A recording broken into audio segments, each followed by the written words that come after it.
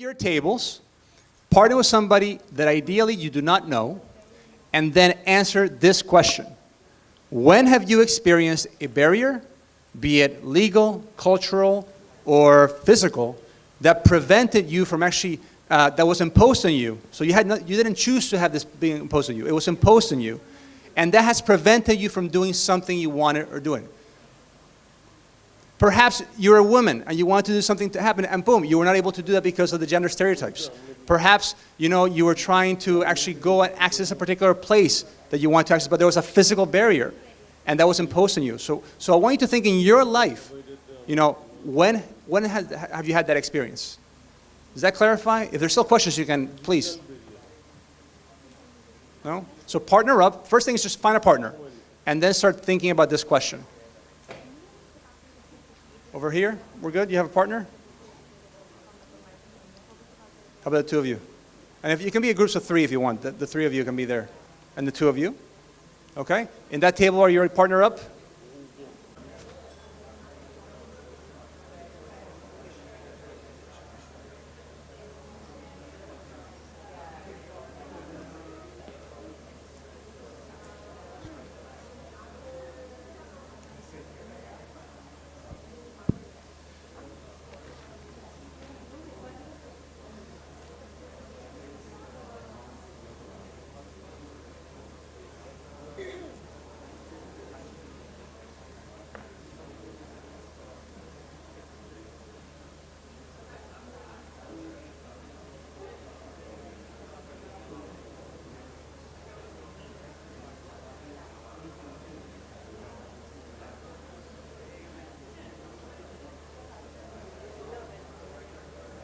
So we want you to get in that mindset as we begin to hear then our wonderful panel of experts. And to our panel here, we have Virali Modi, a disability rights activist from India.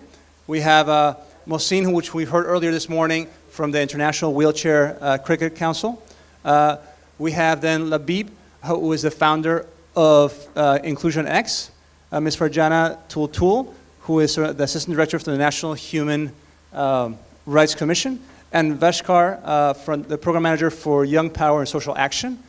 And we really wanted to then have them share with you kind of like what is one key message that they want to share with you to kind of inspire then questions from you so we can then have a back and forth. We want to make this much more interactive than just having them present, for each of them for 10, 20 minutes, which they could do. And each of them could do a whole keynote on the things, and they're very important. And I think it's important, but we chose to do this a way to kind of make it more engaging for all of you. So having said that, I'm going to then ask my first question, and I wanted to turn over to Labib. Labib, I wanted to ask you if you could share with us, what do you think are some of the best practices when it comes to how we talk about disability? I know you mentioned, you noted earlier that we've been using different terms, and I wanted for you perhaps to share with us, what are some best practices about, how do we begin to talk about this? Yes, thank you, Andres.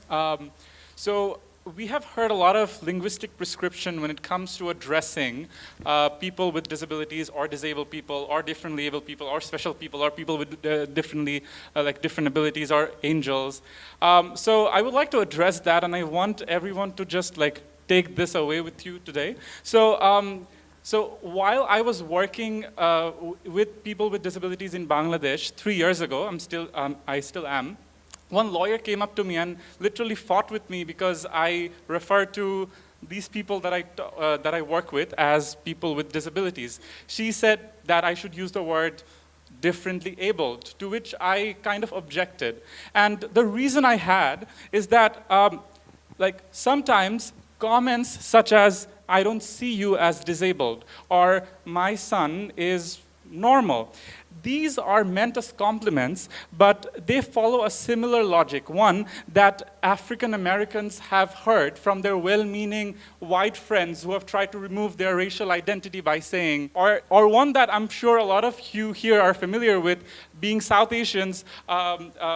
In South Asian society, girls who take care of their old parents are often said that you're doing the work of a son. So in this way, we try to remove, or we try to hide the fact that their identity is crucial. And I think that is one of the problems I have personally, and a lot of people may disagree, which I absolutely respect, when people address people with disabilities as differently able or people with special abilities.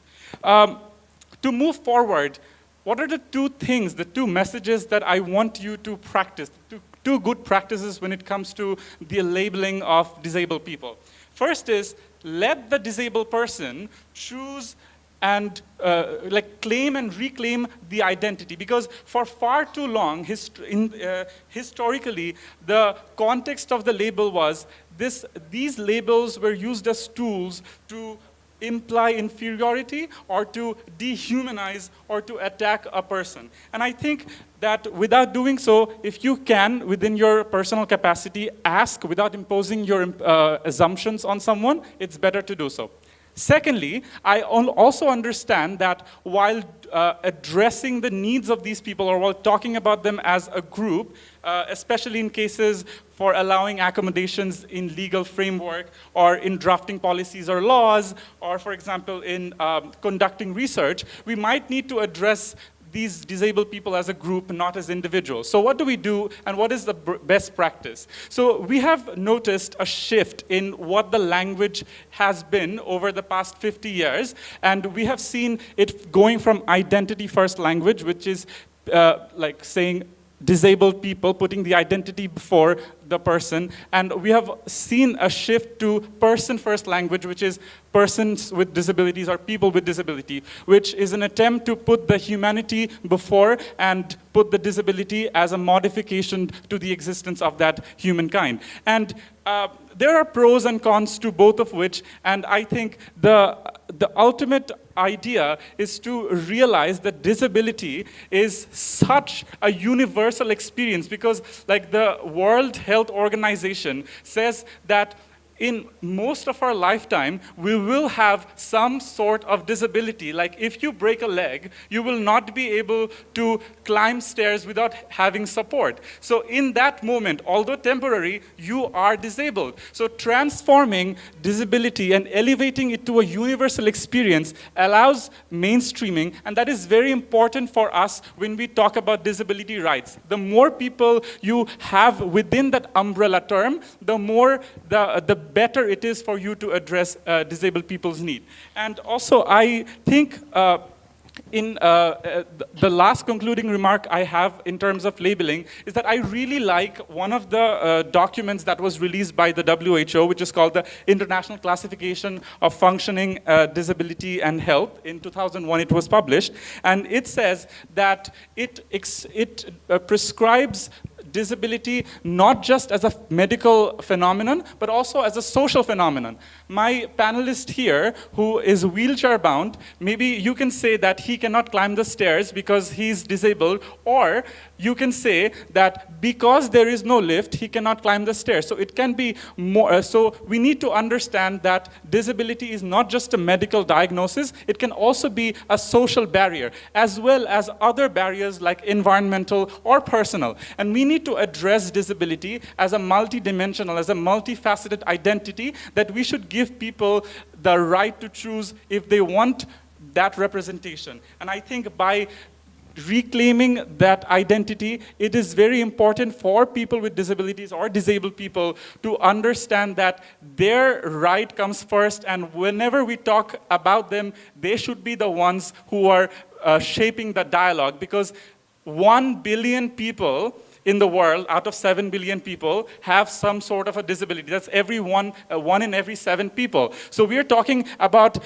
people who can be broken down into races, people who can be broken down into cultural, social, and the severity of their disabilities. A person, a mildly disabled person in California may be very proud of them having a disability. But for a person in Shatkhira of Bangladesh, being blind warrants a myriad of problems that they do not want to bear the burden of. So it's completely understandable why some people may treat disability as an identity with pride, and some people might not even want to be addressed as disabled. And we need to address that by respecting people's choices. So whenever we talk about policies or framing the dialogue around disability, we should use both person first and identity first language, as well as any other sort of prescriptions that will be evolved in the next few years, because we need to make sure that our linguistic prescription is as inclusive as possible. Thank you for that. And I think it just highlights yes, applause. It clearly highlights the importance, again, like just how we talk is so important, you know, like because it really helps shape the reality, the words we use. I now want to actually ask Virali, you know, right before we got in, I asked her, well, maybe you can talk about some of the policies that are working well. And she's like, there are none, you know. And so that's something I think just to highlight, that there are no really, like, at least in India and Bangladesh, as far as I've been told, like there are no like real policies around inclusion for youth or adults for that matter. So that's just like a big, you know, glaring thing to note. But today we also want to focus on like what is working well, not just what's not working. So I want to ask Virali, Virali, if you could tell us a little more about your campaign in trying to create accessible railways in India.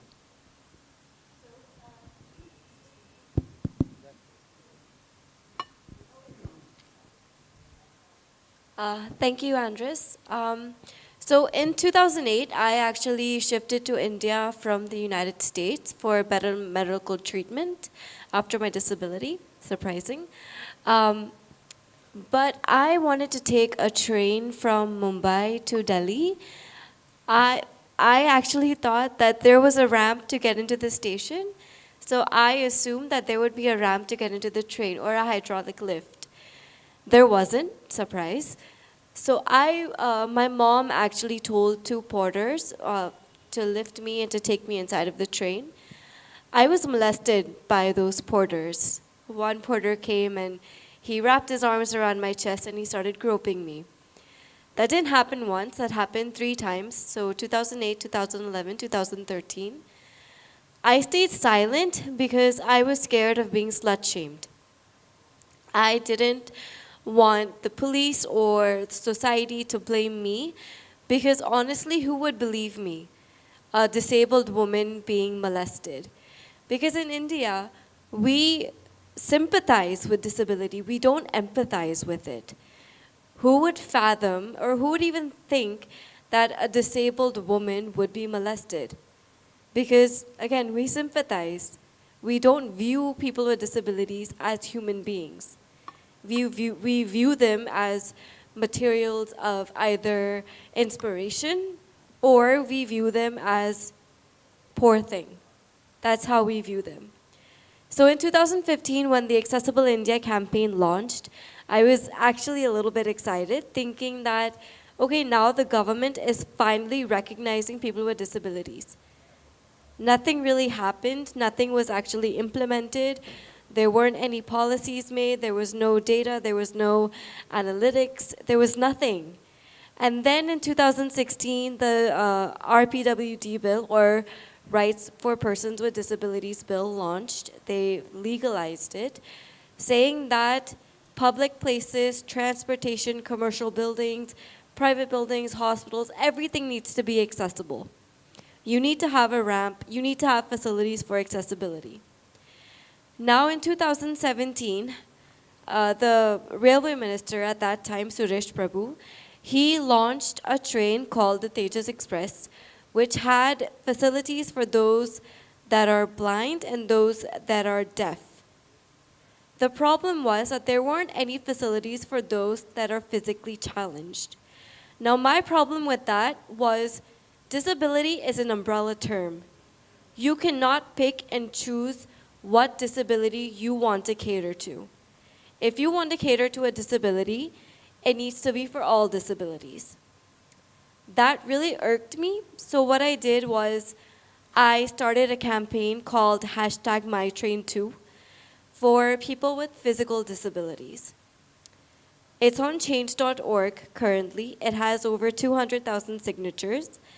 And I've been a victim of slut shaming online, where people have actually come up to me and said, wasn't it enough that you went through this, that you need to talk about it now? Or, you know, you're just trying to gain sympathy. What are you actually doing about this? So a railway official from Kerala, he actually contacted me and he said, let's let's do something. Let's make a change. And Kerala is one of the forthcoming states in India that actually promotes change. So our problem now was we cannot renovate the stations because we would need government approval. So how do we bring about change? So I came up with the idea, why don't we implement portable ramps? You don't need you don't need to renovate the station. And let's create aisle-sized wheelchairs that they use in the planes, small wheelchairs that will fit into the compartment. We got all of that done without even spending a single rupee. We got that done through sponsors, through donations, and 6 stations in Kerala are now wheelchair accessible. And people with disabilities have been using them, and it's been a hit. Now currently, I'm working on Mumbai, trying to promote the same thing. So people with disabilities don't need to be molested or don't need to be sexually assaulted. Surprisingly, I thought I was the only person to go through that. It wasn't just me. A lot of people actually came up to me and they told me that they have been a victim of this. Not just women, but men too. And we don't want to recognize that men with disabilities are molested, but they are. Now, I think, just mirroring what Labib said, people with disabilities, we need to recognize them. And right now, everyone in this world, we are temporarily abled. So we need to come out. I feel that it is our responsibility.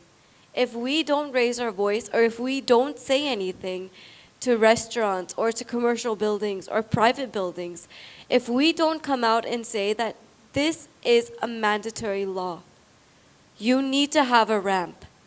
It's seldom implemented. If we don't come out and say it, it's never going to happen. Right now, I actually filed an RTI and I filed a PIL in the court as well. And I found out that within the Accessible India campaign, 5% of the budget has only been used. Only 5%. So where is the rest of the money going? We have no idea. There's no data. There's nothing. So right now I feel that this is our responsibility as humans, as citizens. We need to come out and we need to tell people that you need to have a ramp. Because right now, everyone in this room is temporarily abled. You will need a wheelchair, you will need a cane, crutches, a walker, some point of time in your life. Either you, either your family, either your friends, acquaintances, anyone, we will need an assistive mobility device. So please, I think this is my only message. Please come out. Please talk about this because it is really, really important. Please be a responsible citizen. Just come out and talk about it.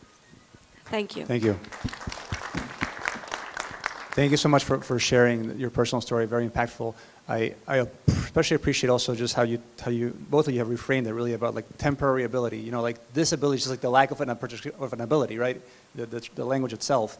And I think having that framework, I think it begins to also expand because you're right, the more people see that we're temporarily able, the more they will advocate saying, well, this can happen to me too, or my family, et cetera, and then you get people engaged with that. Thank you.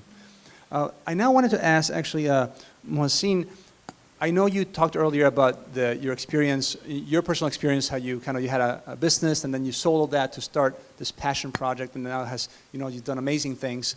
I was hoping you could speak a little about what positive changes have you seen in your teammates that have been doing this? And for this, I was going to ask Oishi, she's going to help me interpret, so feel free to respond in your language, in Bangla.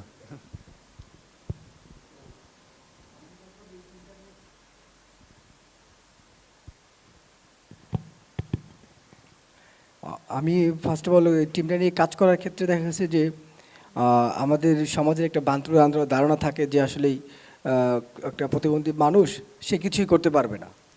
তো সেই থেকে যখন আমি এই ক্রিকেটটা নিয়ে কাজ করা শুরু করলাম, আমার ফেসবুকের থ্রুতে হচ্ছে আমার এই টিমটাকে গঠন করা। তো দেখা গেছে যে অনেকের সাথে যোগাযোগ করি, তার ফ্যামিলির সাথে কথা বলি, বাট তারাও ভাবে এই দিতে চায় না। তো যখন এই টিমটা স্টার্ট করলাম তখন দেখা গেছে যে তারাও ঘরে বসে বসে খেলা দেখে, বাট তখন তাদেরকে আমি অ্যাপ্রোচ করলাম যে আসলে আমি যে ক্রিকেট খেলতেছি আমার কিছু ছবি আমার ভিডিও আমি তাদেরকে পাঠাই, দেন তারপর সে তারা এনকারেজ হয় এবং তারা হচ্ছে সেই সাতক্ষীরা থেকে তারা ঢাকায় চলে আসছে ইভেন, এবং এই ঢাকা থেকে এসে তারা ঢাকায় খেলে গেছে। এবং আসলে এই মানে এই ক্রিকেটের মাধ্যমে তাদেরকে হয়তো একটা সময় আমি ঘর থেকে বের করতে পেরেছি। এই ইমপ্রুভমেন্টটা আমার এই ক্রিকেটের থ্রুতে হয়েছে আর কি। So just quickly summarizing and translating, let me know if I miss anything. So basically, his journey with his team started actually literally from their homes. So it was a question that he was often asked, that how will he actually manage a team like this.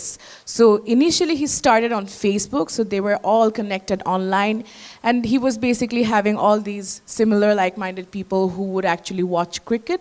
But then to just get them to be more active, he started sharing his pictures of playing it, and he started sharing his videos. And up until one point, they actually came from a remote district from Bangladesh to Dhaka, the main capital, to play an actual match. Thank you. And one follow-up question, if you can help me translate, is like, what positive change did he see when they were able to see themselves go from their homes and have the match? What impact did he see in his teammates? What did they say to him about that experience? If you could help me translate that. Mohasin ভাই, so কি ধরনের impact আপনি দেখলেন যখন সেই বাড়ি থেকে যারা এই কমিউনিটিটা যারা ঢাকায় আসলো, তাদের মধ্যে কি ধরনের ইতিবাচক পরিবর্তন আপনি দেখতে তো পেলেন? একটা সময় তারা ঘর থেকে বের হইতোই না, হ্যাঁ, তাদেরকে সেই ঘর থেকে বের করার যে ইন্সপায়ারটা সেটা করতে পেরেছি। এবং অনেক সময় দেখা যাচ্ছে তারা এই টুর্নামেন্টে খেলে যাওয়ার পরে মিডিয়া কাভারেজ হওয়ার পরে হচ্ছে তাদের এলাকার মানুষ বিভিন্ন ধরনের নিউজটা দেখার পরে তাদেরকে অ্যাপ্রিসিয়েট করতেছে। হ্যাঁ, তো ওই নিউজগুলো আসার পরে খুব ভালো লাগে। এবং ইভেন আমি সেটার এক্সাম্পল দেখো, আমি যখন এই ক্রিকেটটা শুরু করি তখন মানুষ এক প্রকার আমাকে পাগল বলছে, যে সে পাগল হয়ে গেছে, সে হাঁটতে পারে না, সে আবার ক্রিকেট খেলবে, এরকম ধরনের কথা আমি ফেস হয়েছি।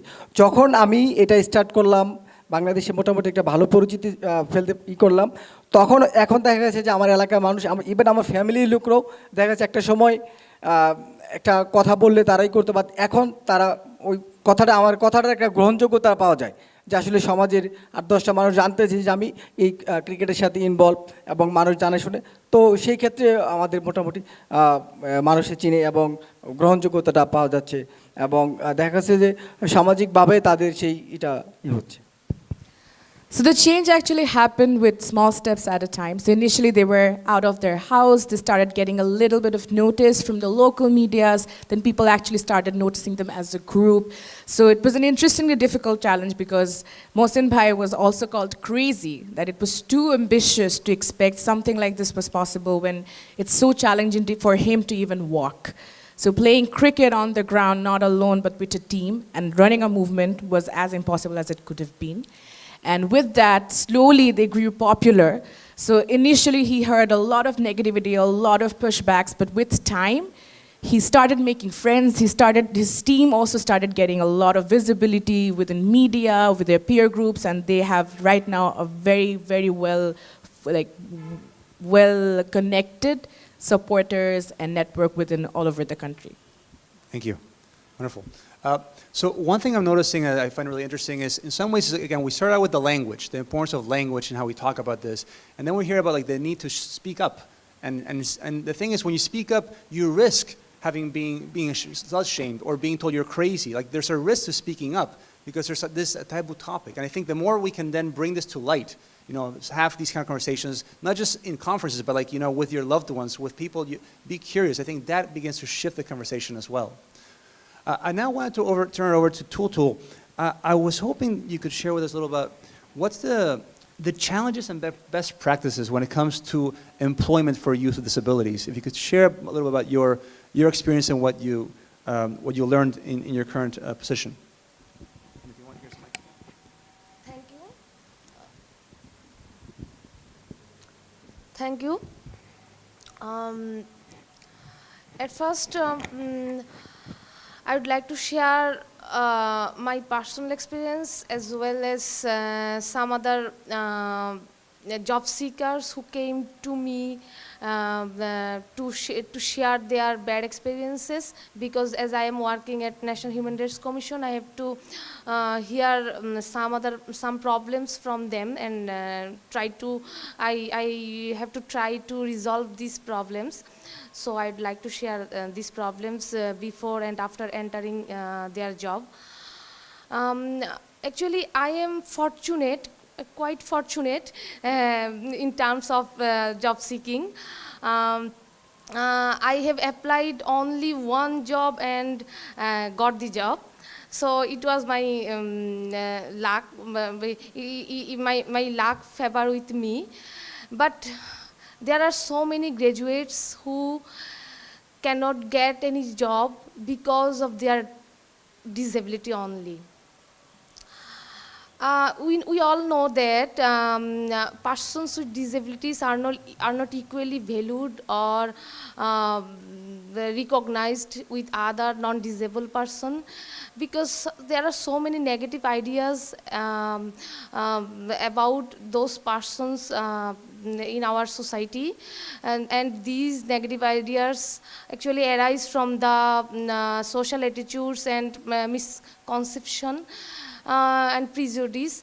So they are actually their rights, economic rights, social and political rights, as well as civil rights also violated and denied. Although we have the legal protection, we know that we have a very good law, Rights and Protection of Persons with Disabilities Act 2013 in line with UNCRPD. Under this section 16 of this law, we have the right to employment in all sectors, public and private sectors.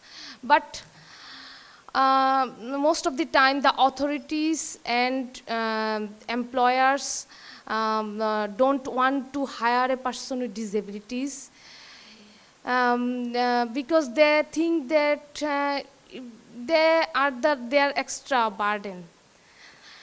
They have to deploy some other extra materials for those persons. Actually, each of the person with disabilities have their own talents, skills, and capabilities. We know.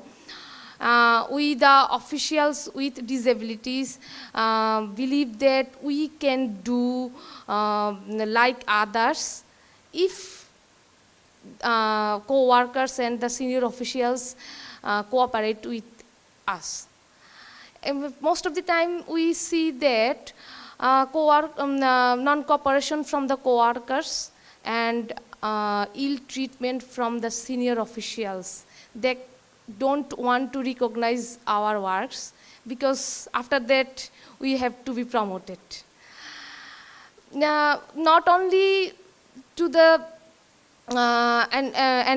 entering, we have to face the challenges, but after entering the job, we have to face the challenges. When we see a person became disabled during the job, his job will be uncertain. And every time persons with disabilities who are the officials have a fear to lose the job, because authority go for searching any scope to remove him or her. And we also have the fear about our promotion facilities, training facilities, or other in-service facilities. And we have special needs, but if they are empathetic to us, we also have the right to work. Every person have the right to work, and we know that opportunity to work makes a person self-reliant and their dignity will ensure. but people have the misconception and unawareness about this right, and they deny their rights. So it's the main challenge. If I point out the challenges when we want to permission of using scribers for exam, then it is most of the time it is difficult, so difficult, because there is no universal guideline for scribers. And for the physically challenged people, they cannot enter the exam center, because we have no, in most of the exam centers we have no lifts or ramps. So it is so tough, but we are trying to meet the challenge. And also we know that in our neighboring country India, there are about 420 jobs are identified suitable for persons with disabilities, but in our country, suitable jobs for the persons with disabilities are not identified like this. And in India, I know that a candidate with disabilities get 20 minutes additional time an hour, but we don't have the facilities. And another thing is that in our country, in our neighboring country, India, have the opportunity that a candidate with disabilities who get 5% fewer mark than another candidates, they are equivalent. So and the official with disabilities have the extra allowance and extra holidays, a special helping aid for the officials, and this is not seen in our these are not seen in our country yet. So these are the challenges, and these are the challenges for the officials. So we want to meet up the challenges, and we want to provide our countries like others, and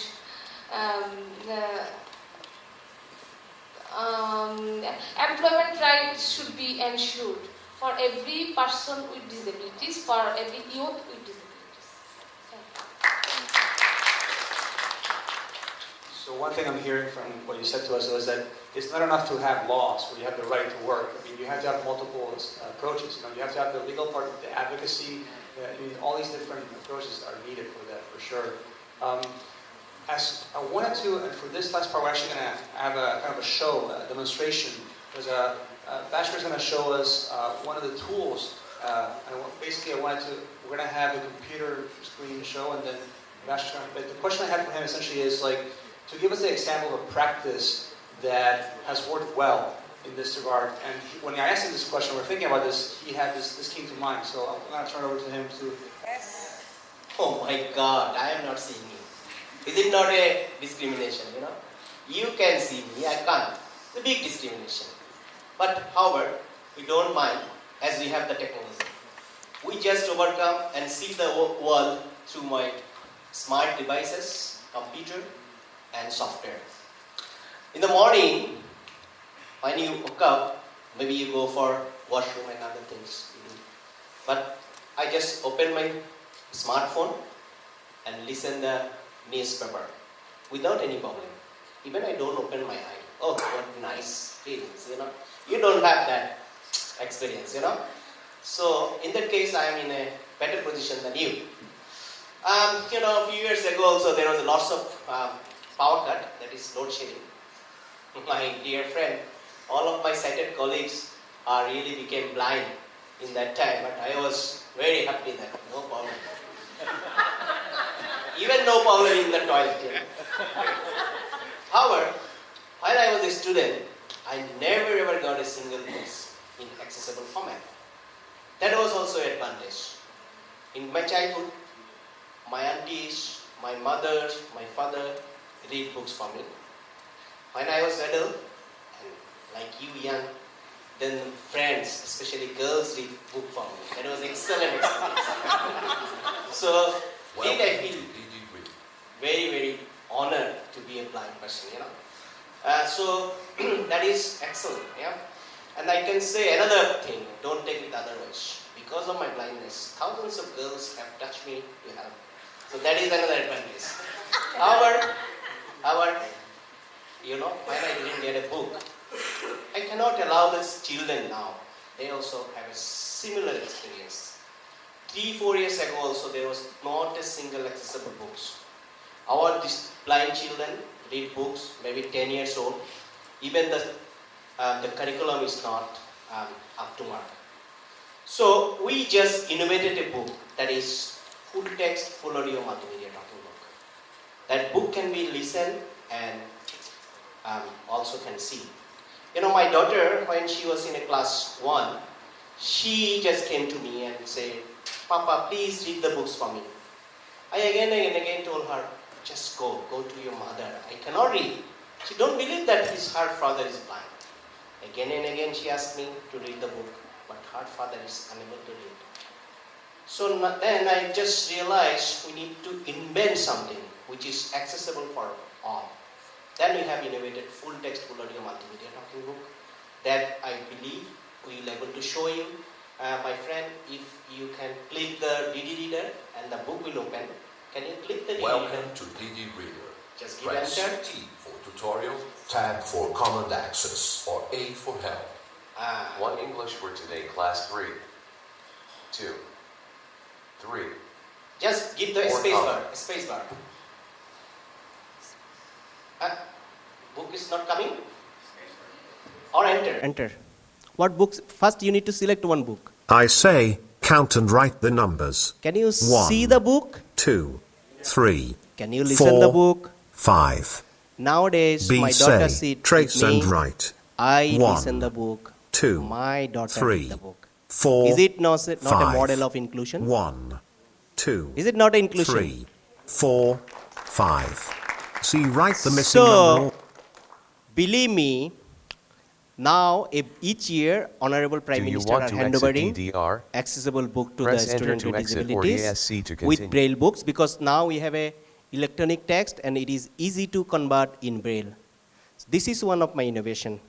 Second innovation I will talk about, that is, again, oh, what a beauty, My friends who are studying in university and college, they have a big, big dictionary.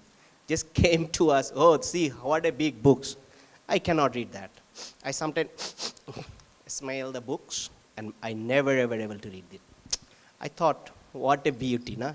I don't know how the people can read this big book, okay?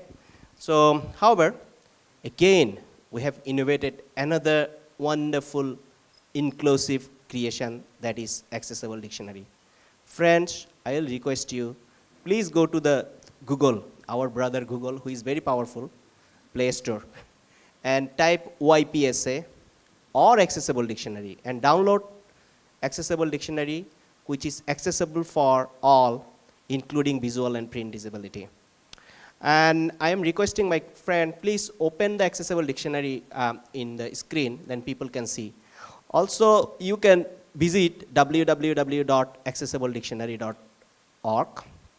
Then you can get the dictionary. There is a 4 dictionary, Bengali to English, English to Bengali, Bengali to Bengali, English to English. So anyone, including international folks, can access this dictionary. This is also a model of inclusion. We made this dictionary for blind people, but it is a gift for all, including you, who can see. We never make any discrimination, We never make something which is accessible for all. We make everything which is accessible for all, except my heart. My heart is accessible for my wife. So, I believe people are seeing the accessible dictionary. Yes. Could you please change the color? There is a color changing button. Or you can change the font size. Or you can type any word. But as there is no software given, my colleague, he is my ex-colleague, I think, who is operating. Sir, if you kindly click Control-Alt-N, Control-Alt-N, then maybe sound will come. Okay, sound is coming. Taskbar. Is coming. I think you can just use the up arrow, down arrow, right arrow, left arrow for browsing. So however, I take lots of time. I am sorry to... Accessible dictionary window. You can see it's reading. That means you can see, I can read. I can listen. Thank you very much for giving me time and hear me. Okay. Wonderful. Well, again, an applause for all our panelists for now, just for the stories they shared. So an applause, please. So here's what's going to happen, right? They just gave you kind of just very briefly part of their story, part of the opportunities, the challenges they saw. And now, instead of doing, and I saw already some of you have been putting questions individually in Slido, which is great.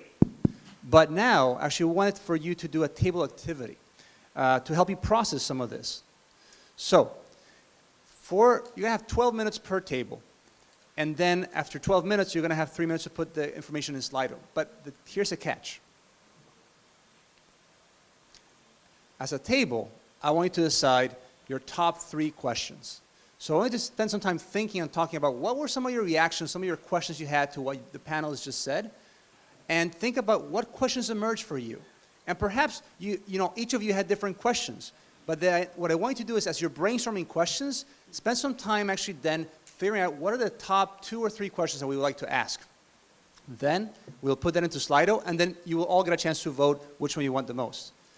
And the reason behind it is we want you to engage, start talking about this, not just individually thinking, oh, what's the question that I have about this, but actually engage and talk about it as a group to see what emerges, because perhaps it might be something different. Now, each table should have a BRAC facilitator, so if you could just raise your hands, the facilitators, just to make sure that every table has one. And let's make sure every table then every facilitator has at least one table. They're going to be helping you kind of just facilitate and make sure that they put in Slido. So we need at least a person here. And again, BRAC facilitators, raise your hand.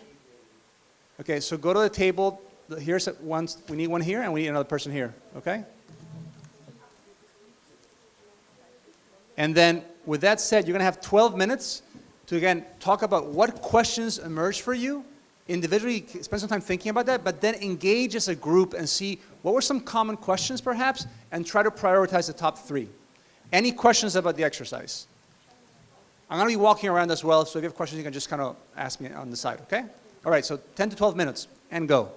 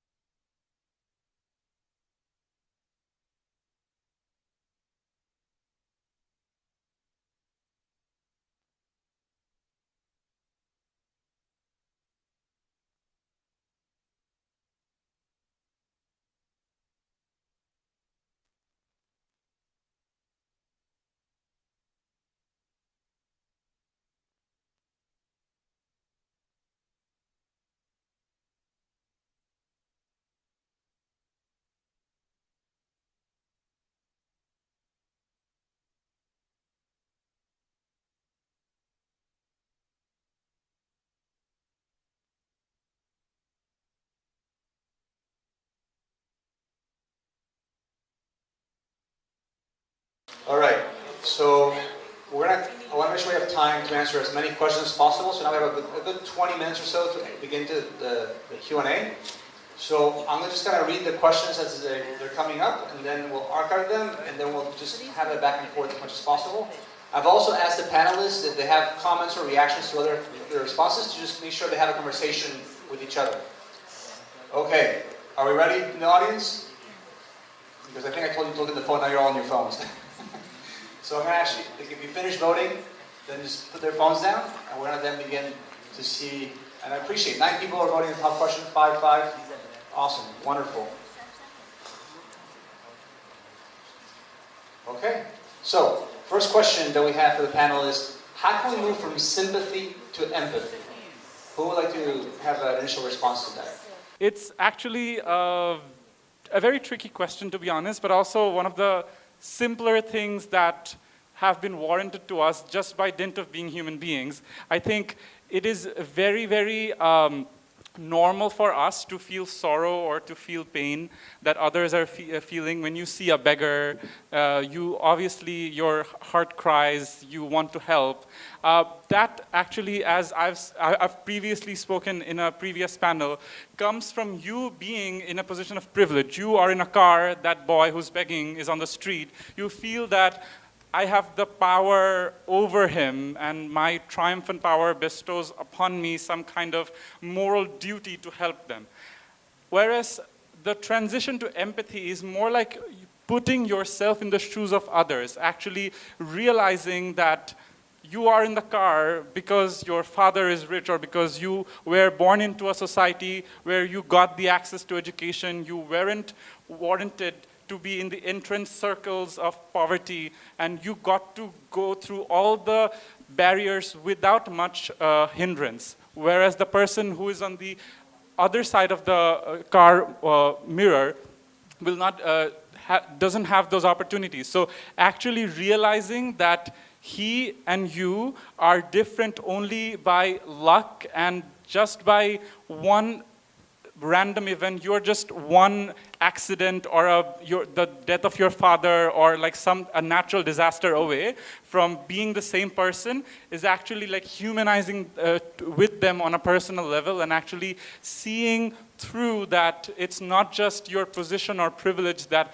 gives you that sorrow feeling, but rather your feeling of camaraderie, your feeling of brotherhood with that person that will allow you to actually understand their pain. I know that yesterday, a lot of you have played wheelchair cricket and you have understood what it is to not be able to use your foot in a cricket playground. As Vashkar has said, when the load shedding happens, people actually realize how difficult it is for a person who is blind to actually navigate through his or her or their life. So we just need to be sensitive to these challenges and these life experiences that are shared not by just a minority, but the biggest minority group in the world. And we are all very, very likely to be in some form or another to be included in that minority group. When we are old or when we have an accident, we can be a person with a disability just like that, and just being able to see disability not as an isolated problem that a few unfortunate people of the society face, rather elevating it to a universal status, elevating it to a position where everyone is just one decision or one incident away from having the same experience, will allow you to transition from sympathy to being empathetic. And that will actually be the primary driver for change on behalf of any kind of change maker, or you just being a simple person living in a society with people with and without disabilities.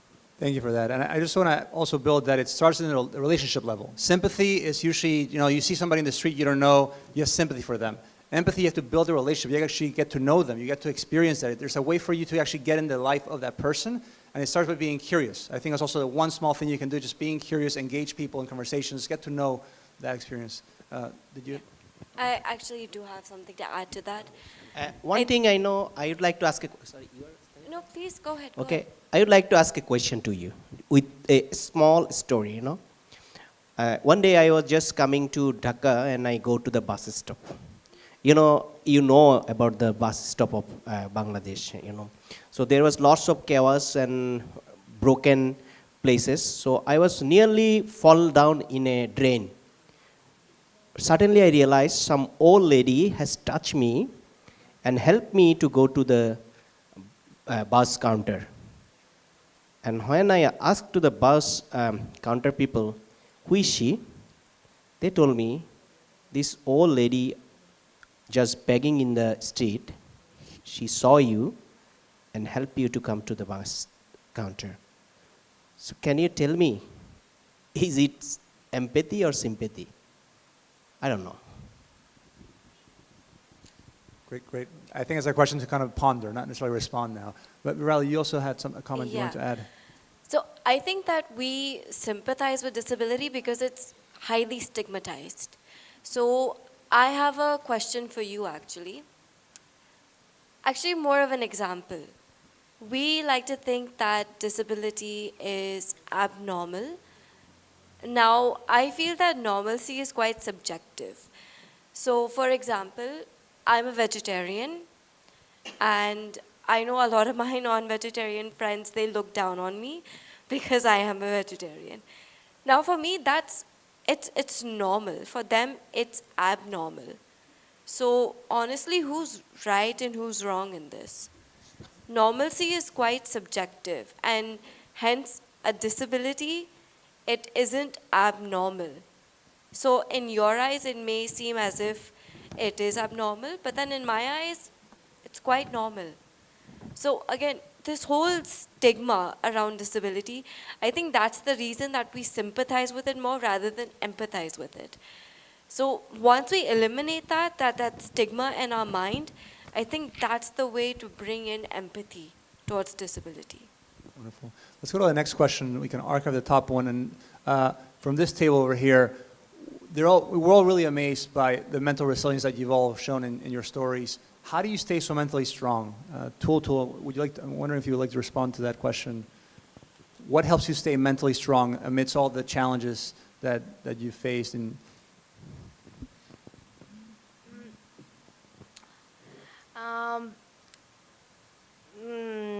Most of the time, we have to face some mental challenges. So actually, at first, we have broken our mind. How can we overcome these challenges? And our family and some other co-workers are actually good to us. So they help us to overcome this mental stress, mental pressure. And personally, I have gone to a counselor. Last year, I have gone to a counselor, psychosocial counselor. Then I practiced it about 4 months. Then gradually I overcome these challenges, but I cannot overcome these challenges fully. So we have to go a psychosocial counselor, and we have to practice meditation to overcome this challenge. And we are trying to do our duty best and show our talent to the authority and and make our workplace suitable for us by using some special mechanism made by us. And so we are trying to overcome this mental stress and challenges. Thank you. Mohasin, I'm curious for you. You mentioned people called you crazy when you started to do this, follow your dream. And maybe somebody can help you translate, what helps you stay mentally strong as you continue kind of pursuing your dream and given the limitations that you face? And Again, if maybe Oishi can help me, thank you.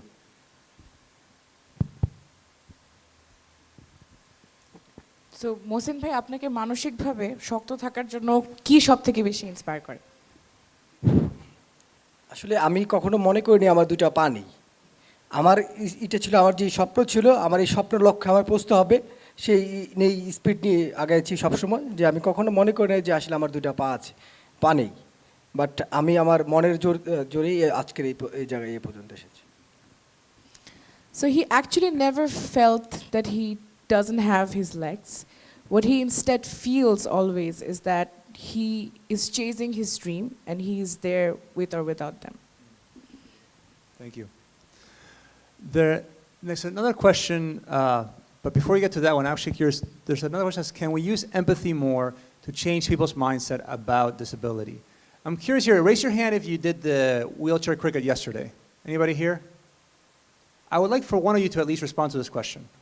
Do you think, because it was an experience that gave you empathy for that, how did your mindset change because of that experience?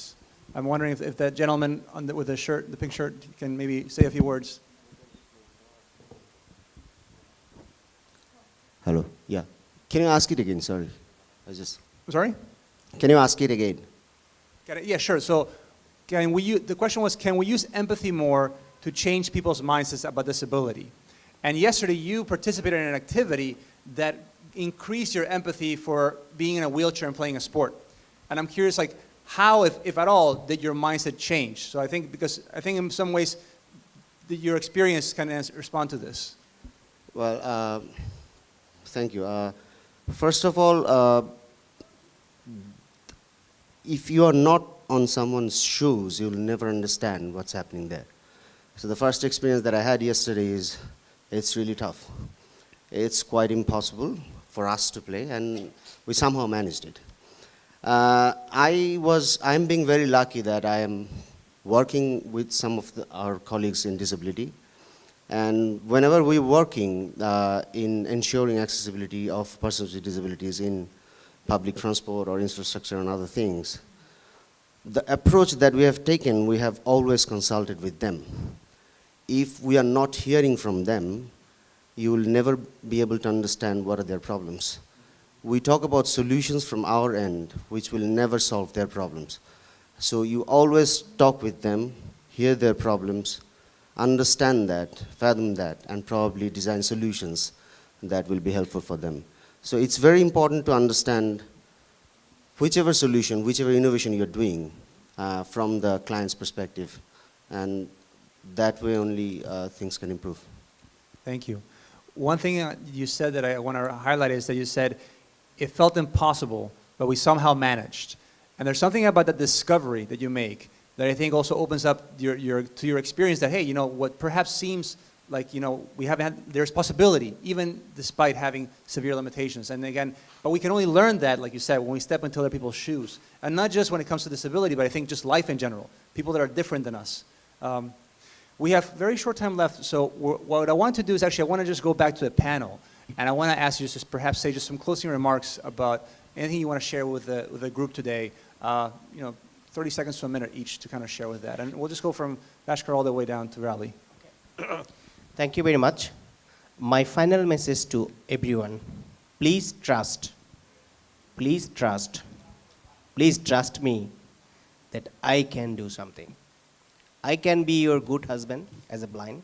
I can, please, don't take it otherwise. Believe me, just nobody trusts us. That's why people with disabilities face discrimination. People mindset is very important. If you can change your mind that people with disabilities have that ability to do everything, then they could be an active citizen of this world, of this country, and in your region. Just you need to trust a friend, a family member, and your colleagues who have some kind of disability. That is the final message to all of you. My apology, I try to make the discussion light, as whenever we saw there is a discussion on disability, everybody feel, oh my God, he can't see, oh, look like a prince, but he don't have any eyesight. So these types of word are we again and again we are listening. So we don't want to listen that. Who I am, whatever disability I have, I'm enjoying that. What problem with you? Just make the things accessible for me, because you are creating the barrier. Who are decision maker, who are policy maker, who are active citizen of this country. You creating the barrier by creating 4-story building or printed books. Just make it accessible, then we can enjoy our life. Thank you. Tultul, your closing remarks. I am fully agreed with Bhaskar da, and I would like to add something. We believe in inclusive society right now because of our SDGs. We think leave no one behind. So if we like to fulfill our target, we have to engage every person of the society, including persons with disabilities, and we should ensure it because of not personal interest, but for the interest of the world. We have to engage persons with disabilities for the welfare of the society, of the state, and of the world. Thank you. Just on a closing remark, I just want to address the issue that I raised previously, that how disability is something that can be temporary and permanent, and most of us probably at some point in our life will be a recipient of the same kind of experiences. So in order to fully understand disability and to fully support the community, you need to indulge in some good practices. So just a few notes on disability etiquettes. Please do not try to refer to disabled people as inspirational just because they are disabled. They're just normal people, and this is not a request, this is just a consideration. Maybe differently abled or special is probably not a good terminology, because just by not having functional legs or hands doesn't warrant you any kind of special ability than the person next to you. So it's kind of like trying to devalue the disability, or trying to make sure that the disability is something that you want to erase from your mind. And lastly, don't treat disabled people as like one-dimensional saints who are just living to warm your minds and warm your hearts. There are people just trying to live their life. Don't bother them if you can't help them. Just treat them like normal people, because they are like normal people. And one day you will be disabled when you're elderly and you can't walk and you can't go to the bathroom on your own. So if you don't want that treatment for yourself, don't treat people the way you don't want to be treated. Thank you. Thank you. আমি লাবিব ভাইয়ের সাথে একমত, এবং ভাস্করদা যে কথাটা বললো, এবং আমার লাস্ট একটা কথা হচ্ছে যে আসলে আমরা করোনা চাই না, আপনাদের পাশে থেকে কাজ করতে চাই এবং সুন্দর একটা পৃথিবী গড়তে চাই। ধন্যবাদ। Can you please translate? Just try, yeah. So basically what Mohasin bhai said is that he does not want to be falling behind. He wants to be with us, beside us, to build a better world for everyone. So I was having this conversation with Labib right now, and something that he just mentioned, the term differently abled, all of these different terminologies. Personally, and I'm going to curse, so please apologies in advance.